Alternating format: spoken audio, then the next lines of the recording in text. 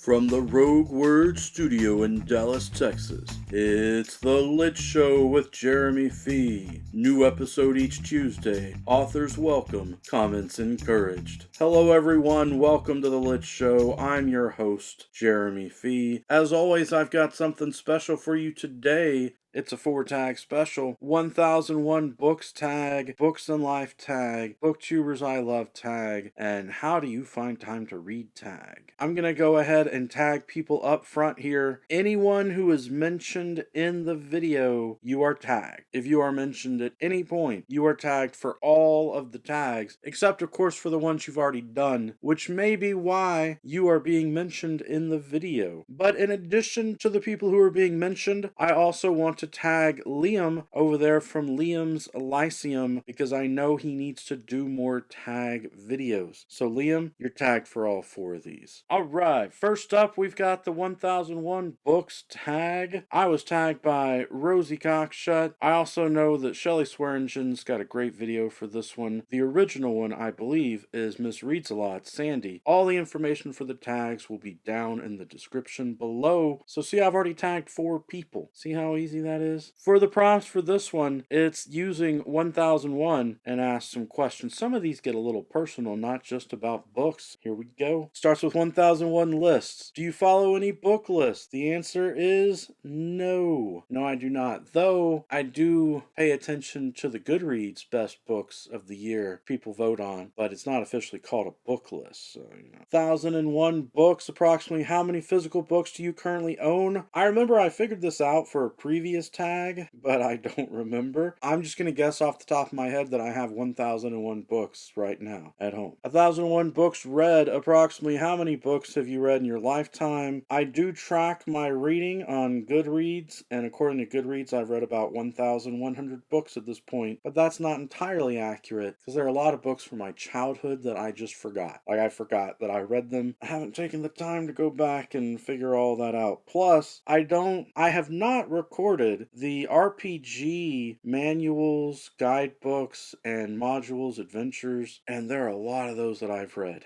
You're not on my Goodreads. Maybe as a summer project, if I added those in, that number would jump up. We're talking hundreds more books being added to the list. 1001 Arabian Nights. Have you read any of the stories from the Arabian Nights? Yes. Do you have a favorite? No. 1001 Flavors. Do you have a favorite food or flavor? This has nothing to do with books unless this question was inspired specifically from Lord of the Rings, and the correct answer that everyone's supposed to say is potatoes. Go watch the Lord of the Rings movies, listen to Samwise Potato. 1001 Pages. Have you read a book that is over 1001 pages? I have. Is there one that I recommend? No.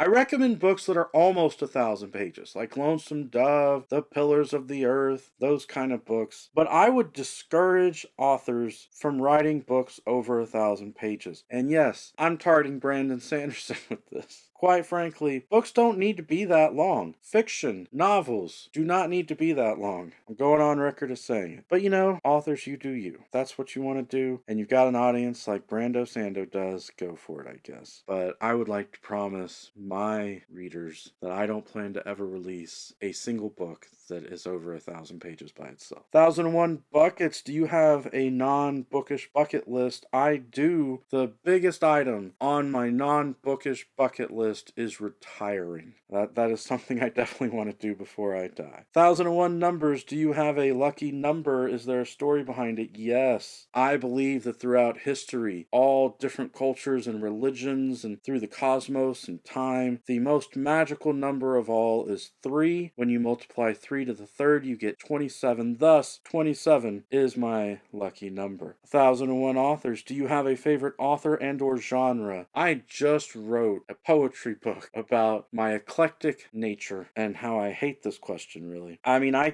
can give you an answer, but I would rather that you just read my book, Eclectic Nightmares. I've got a poem called Eclectic Nightmares that deals with this situation. 1001 Activities. Do you have a favorite outdoor activity? My favorite thing to do when I get out of the car is to sprint into the building wherever I am. And then if I'm leaving a building, my favorite thing to do is to get in my car as quickly as possible, come home, get in the garage, stay indoors. The outdoors is just scary. The spiders, the snakes, all the dangerous things out there. And then the last prompt here is to tag people, which I'm doing throughout the video. So more people will be tagged. Just pay attention. In fact, I just said the word attention. So pay from attention. You're tagged as well. Why not? Next up is the Books and Life tag. I was tagged by Margaret Pinard, who I think just wants to torture me by making me answer these questions. The original tag is by Steve Donahue, and I think he also wanted to torture people by coming up with these questions. Let's see how it goes. Number 1 on a scale of 1 to 10, 1 being a normal person, 10 being the late Harold Bloom, how much are books and reading a part of your life? I actually have a book on my shelf right over here that is by Harold Bloom. I studied Harold Bloom in studying education. Harold Bloom is a great scholar, but Harold Bloom did not have a YouTube channel talking about books all the time. I'm giving myself a 10 on this one. Number 2, where does your personal library stand right now in relation to the rest of your life? That's funny. Clearly I prioritize my personal library over some of my other relationships.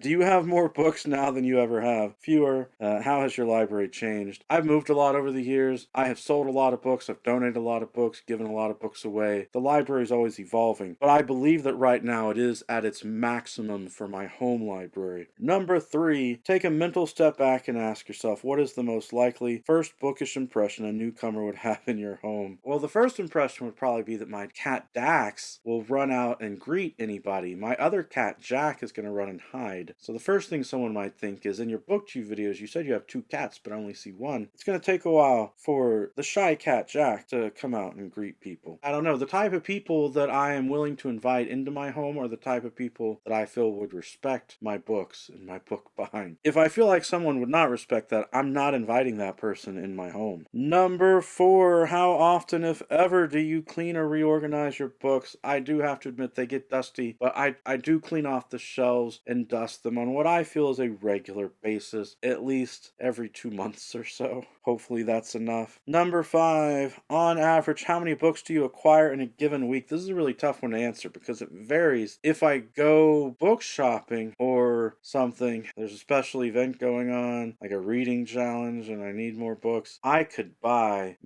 4 to 12 books a month. But other times, there might not really be any need to get a new book all month long. On average, I'm going to say somewhere around 2 to 3 books a week, probably. Number 6, what song is your current earworm? I am not going to torture you with singing, but I often get the Spider-Man theme song stuck in my head, the old cartoon song. Number 7, what percentage of your self-control do you retain in a well-stocked bookshop? About $40 to $50 worth of self-control. I will tell myself, oh, I can get 2 or 3 books. I'll start piling them up in my arms and I'll realize, whoa, and I will put some back. Number 8, do you ever feel the need to take a break from books? No, I do not. Number 9, when you meet a new person, how long does it take you to bring up books? Most of the new people I meet are because I'm a teacher and they're my students. So within the first 30 minutes that we meet each other, I tell them about how I love books and how going to be encouraging them to read. It doesn't take very long at all for me to bring it up. Number 10 is a very morbid question. Have you given any thoughts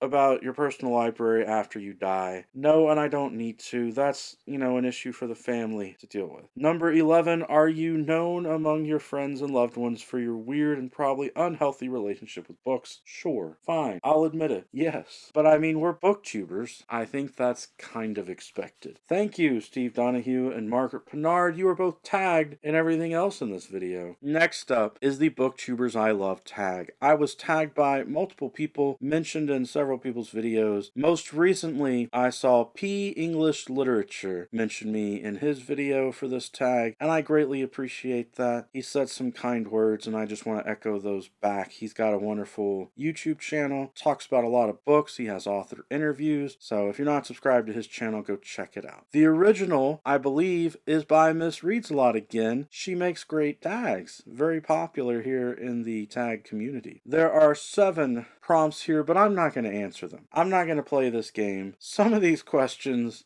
involve memory, like who was the first booktuber you subscribed to? These things are hard to remember. And other questions ask you to pick favorites, and I'm not going to do that. If you are subscribed to my channel, you're one of my favorite people in the world, okay? If you comment on my videos, you're one of my favorite people in the world. I greatly appreciate you. If you are on BookTube making videos, then you're one of the booktubers that I love and watch, so I'm not going to pick favorites, sorry. Besides, my favorites, you know who you are. I don't have to say it, do I? Next up is the How Do You Find Time to Read tag. I have done this tag before, but I was tagged by Alan over there at Big Hard Books and Classics. In fact, when he tagged me, he specifically said in his video, Jeremy V's probably done this before. And yes, he was right. But I'm happy to do it again, just slightly differently. Since I've answered the questions before, I'll just give a little rant. That'll be fun here at the end of the video, since I'm winding down anyway. Here's what I have to say to people about the phrase, I can't find time to read. Or even in general, the phrase, I can't find time to blank, okay? Make the time, okay? Schedule it. Sacrifice some TV time if you have to. Sacrifice some time that you might spend doing something that you don't need to do, and read or write or whatever the other thing is that fills in the blank if I can't find time to blank. And I'm encouraging you for this because I used to be one of those people that would use this phrase a lot. And I've even watched some of my videos and realized, oh my, I've used this phrase about a couple of things. When it comes to writing, I have forced myself to schedule it and find time to write. So I don't need to say I can't find time to write anymore. When it comes to reading, I want to read at least a few books a month. I find time to read them. And you can do it too. Whether it's with audiobooks or setting aside that 30 minutes to an hour a day, whatever it takes. It's just an excuse. If you really want to do something, you will make the time to do it. If you really truly care about it, you will find the time to do it. You will force yourself to schedule it or make the time. That's my rant. How do I find time to read? I make the time to read. That's it for today's Lit Show. Every Tuesday is a good Tuesday for a book talk. Peace.